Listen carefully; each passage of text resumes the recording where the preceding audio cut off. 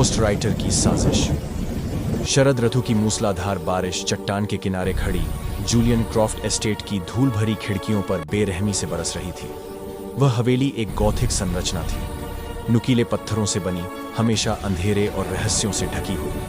अंदर एक लेखक लियम सॉमर्स बैठा था। जूलियन क्रॉफ्ट के आखिरी उपन्यास की पांडुलिपि उसके सामने रखी थी। वह एक महत्वाकांक्षी इंसान था, फिलहाल विज्ञापन की कॉपी लिखकर किसी तरह अपना गुजारा कर रहा था।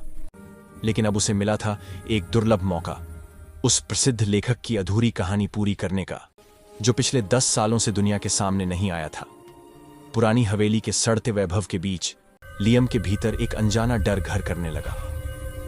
डामियाखार, पहला संकेत, कागज पर लिखी कहानी एक परफेक्ट मर्डर मिस्ट्री थी। हर शब्द सटीक, हर विवरण जानलेवा। लेकिन जितना लियम पढ़ता गया उतना ही उसका डर बढ़ता गया। यह कहानी कहीं सुनी सुनाई सी लगने लगी, जैसे किसी सच्चे अपराध की दास्तान। कई साल पहले एक स्थानीय महिला रहस्यमय ढंग से गायब हो गई थी।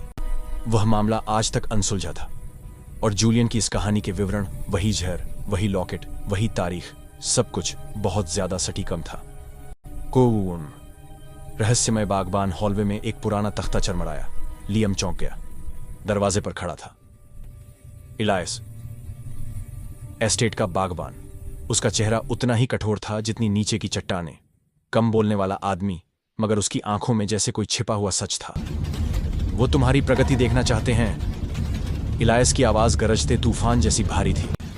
उन्हें इंतजार मत कराओ। जूलियन क्रॉफ्ट, एक भूत या इंसान? जूलियन कभी साहित्य का दिग्गज था, अब एक सन की एकांतवासी। जब उसने लियम को अपने कमरे में बुलाया तो वह जिंदा इंसान से ज्यादा भूत लग रहा था। पीला चेहरा, धंसी हुई आंखें और उनमें जलती हुई पागलपन की लौ। कमरे की हालत भयावह थी।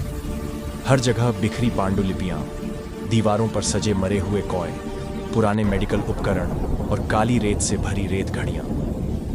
लियम जब कहानी पर बात करने लगा तो उसे महसूस हुआ कि जूलियन अपने पात्रों के बारे में ऐसे बात करता है जैसे वह खुद वही हत्यारा हो। ओसवर्ड, साजिश का पर्दाफाश दिन हफ्तों में बदल गए।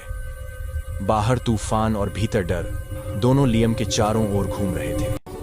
वह हवेली अब किसी जेल जैसी लगने लगी थी। एक रात उसने पुरानी लाइब्रेरी में धूल भरे अखबारों का ढेर खंगाला। एक पीले पड़ चुके अखबार में उसे वही कहानी मिल गई, वही महिला, वही चेहरा और उसके गले में वही लॉकेट जो उपन्यास में था। लियम का खून जम गया। उसे समझ आया, वह कहानी नहीं बल्कि कबूलनामा लिख रहा था।